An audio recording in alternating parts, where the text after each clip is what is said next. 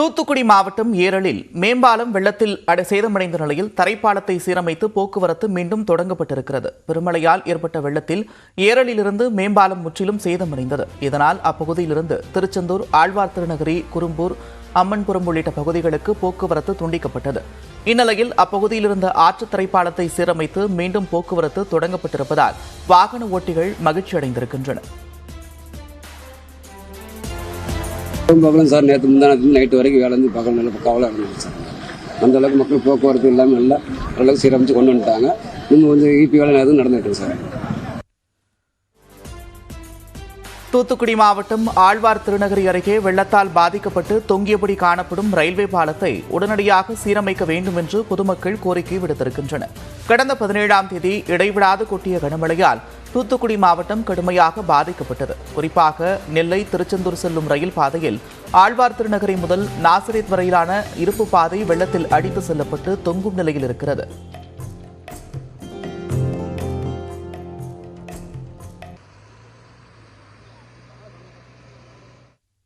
செந்தூர் வண்டி 9 மணிக்கு ஒரு நாள் முன்னாடி போச்சு.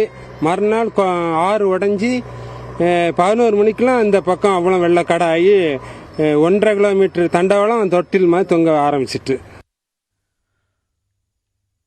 தொங்கும் நிலையில் உள்ள ரயில் பாதையை போர்க்கால அடிப்படையில் சீரமைக்க வேண்டும் என்று அப்பகுதி மக்கள் கோரிக்கை விடுத்திருக்கின்றனர். மேலும் செந்தூர் விரைவு ரயிலை இவ்வழித்தடத்தில் இயக்க நடவடிக்கை எடுக்க வேண்டும் என்றும் வலியுறுத்தியுள்ளனர். தூத்துக்குடி மாவட்டம் ஆழ்வார் திருநகரில் ஏரல் மற்றும் சுற்றுவட்டார பகுதிகளில் 30க்கும் மேற்பட்ட செங்கல் சூளைகளில் வெள்ளம் புகுந்ததால் சுமார் 3000 தொழிலாளர்களின் வாழ்வாதாரம் பாதிக்கப்பட்டுள்ளது. வெள்ள நீர் மெல்ல வடிய தொடங்கினாலும் செங்கல் சூளையில் மீண்டும் பணிகளை தொடங்க 1 மாத காலம் ஆகும் என்று உரிமையாளர்கள் தெரிவித்துள்ளனர். இதனால் சுமார் 3000 தொழிலாளர்கள் வேலை இழக்கும் அபாயம் ஏற்பட்டுள்ளது.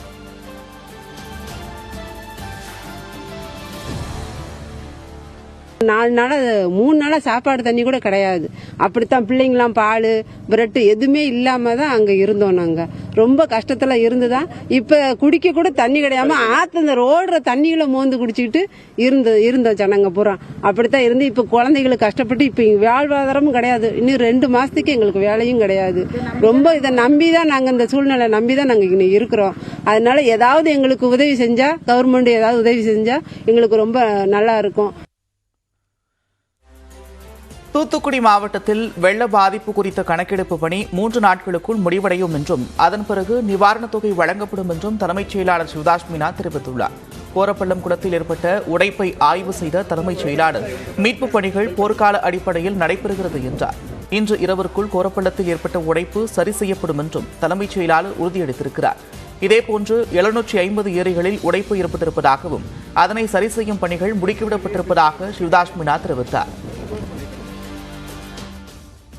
நிறைய மக்களுக்கு இந்த வீடு சேதம், கால்நடை, இந்த மாதிரி நிறைய சேதங்கள் இருக்குது. அதுக்கு இப்போ முந்தா நாளில் இந்த கணக்கெடுப்பு ஒர்க் எல்லா பகுதியில் போயிட்டுருக்கு. ஒரு சிறப்பாக குழுக்கள் போட்டு, ஸ்பெஷல் டீம்ஸ் போட்டு அந்த பணிகள் போயிட்டுருக்கு. ஸோ இதை விரைவில் ஒரு 2-3 நாளுக்குள்ள அந்த கணக்கெடுப்பு முடியும். அந்த கணக்கெடுப்பு முடிச்சு அவங்களுக்கு மாண்புமிகு முதலமைச்சர் அனௌன்ஸ் பண்ண நிவாரண தொகை வழங்கப்படும். நெல்லை மற்றும் தூத்துக்குடி மாவட்டத்தில் குடிநீர் குழாய் உடைந்த பகுதிகளுக்கு சுமார் 85 லாரிகள் மூலம் நீர் விநியோகம் செய்யப்பட்டு வருவதாக தலைமைச் செயலாளர் சிவதாஸ் மீனா தெரிவித்துள்ளார். நெல்லை மாவட்டம் சீவலப்பேரியில் வெள்ளத்தால் பாதிக்கப்பட்ட குடிநீர் குழாய்கள் மற்றும் உறைக்கிணறுகளை தலைமைச் செயலாளர் ஆய்வு செய்தார். பின்னர் செய்தியாளர்களை சந்தித்த அவர் தாமிரபரணி ஆற்றிலிருந்து 70 கூட்டு குடிநீர் திட்ட குழாய்கள் பாதிக்கப்பட்டிருப்பதாகவும் அதில் 34 சரி செய்யப்பட்டு விட்டதாகவும் சிவதாஸ் மீனா கூறியுள்ளார். பாண்ட்ஸ் பொறுத்துறையில் இந்த 2 மாவட்டங்களுக்கு இதை ஒரு தனியாக டிவிஷன் இருக்க நீர்வளத்துறையில். ஸோ தூத்துக்குடியும் திருநெல்வேலி 2 மாவட்டத்தில் சேர்த்தா 328 உடைப்பு இருக்கு. இப்போ பார்த்தோம் இந்த சிவந்தப்பட்டியில் இந்த உடைப்பு போன்ற 328 அதை எல்லாம் நேர்படுறதுக்கு சரி செய்யறதுக்கு ஒர்க் பண்ணிட்டு இருக்காங்க. தூத்துக்குடி மாவட்டம் ஏரல் பகுதியில் சீரமைக்கப்பட்ட தரைப்பாலத்தை ஆய்வு செய்த பொதுப்பணித்துறை அமைச்சர் ஏவாவேலு நாளை முதல் குரும்பூர் ஏரல் பாலம் பொதுமக்களின் பயன்பாட்டிற்கு வரும் என்று கூறியுள்ளார். மேலும் பெருமழையால் ஏரல் தனித்தீவாக மாறியதை ஒப்புக்கொண்ட அமைச்சர் தற்போது இரவு பகல் பாராமல் மீட்புப் பணி தொடர்கிறது என்றார்.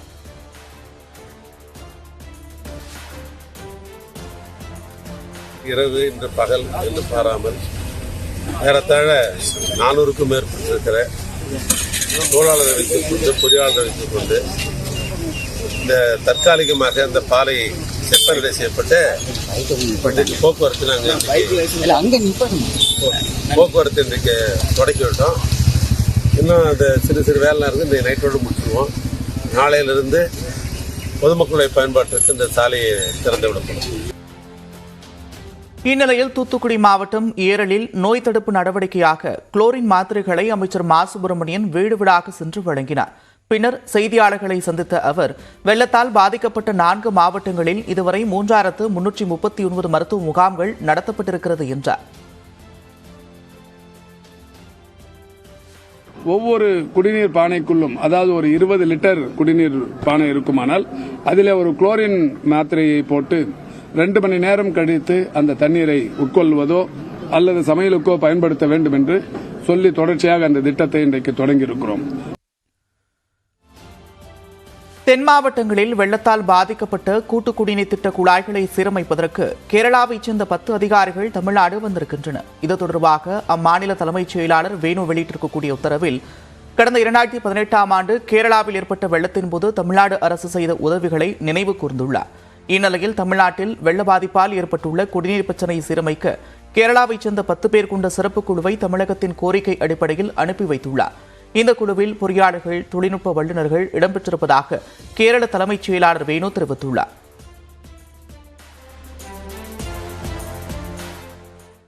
தென் மாவட்டங்களில் ஏற்பட்ட வெள்ள பாதிப்புகளை ஆய்வு செய்ய மத்திய அமைச்சர்கள் ஏன் வரவில்லை என்று உதயநிதி ஸ்டாலின் கேள்வி எழுப்பியதால் நிர்மலா சீதாராமன் தூத்துக்குடிக்கு வர இருப்பதாக மதிமுக பொதுச் செயலாளர் வைகோ விமர்சித்திருக்கிறார்.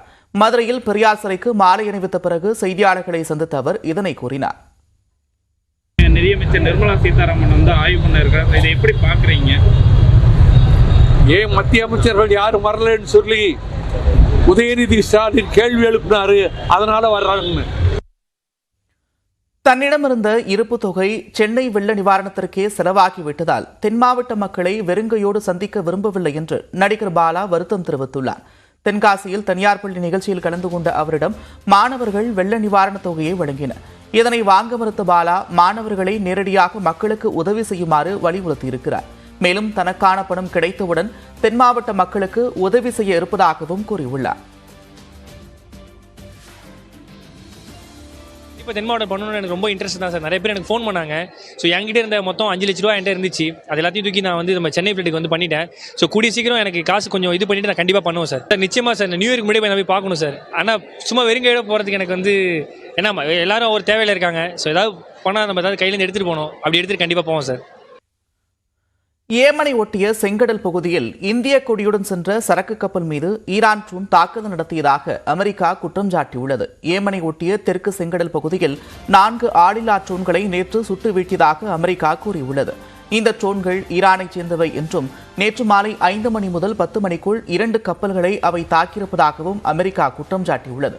அதில் இந்திய கொடியுடன் சென்ற சாய்பாபா என்ற எண்ணெய் கப்பலும் தாக்குதலுக்கு ஆளானதாக அமெரிக்கா கூறியுள்ளது. நார்வே கொடியுடன் சென்ற மற்றொரு கப்பலையும் ஈரானின் ஆளில்லா ட்ரோன் தாக்கியிருப்பதாக அமெரிக்கா குற்றம் சாட்டியுள்ளது. இந்த தாக்குதலில் யாருக்கும் காயமோ உயிர் சேதமோ ஏற்படவில்லை என்றும் அமெரிக்கா விளக்கமளித்திருக்கிறது. இஸ்ரேல் ஹமாஸ் இடையிலான போரில் அமெரிக்கா இஸ்ரேலுக்கும் ஈரான் ஹமாஸிற்கும் ஆதரவு தெரிவித்து வருகின்றன.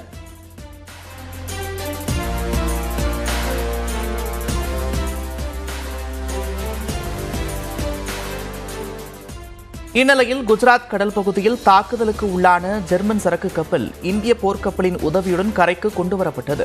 சவுதி அரேபியாவிலிருந்து மங்களூருவுக்கு வந்த ஹிம்ஃபுளுடோ என்ற ஜெர்மன் சரக்கு கப்பலை இந்திய கடற்பகுதியிலிருந்து 200 நாடிக்கல் மைல் தொலைவில் ட்ரோன் மூலம் ஈரான் தாக்கியதாக அமெரிக்கா கூறியுள்ளது. இதில் 21 இந்தியர்கள் உட்பட 22 பேர் இருந்தனர்.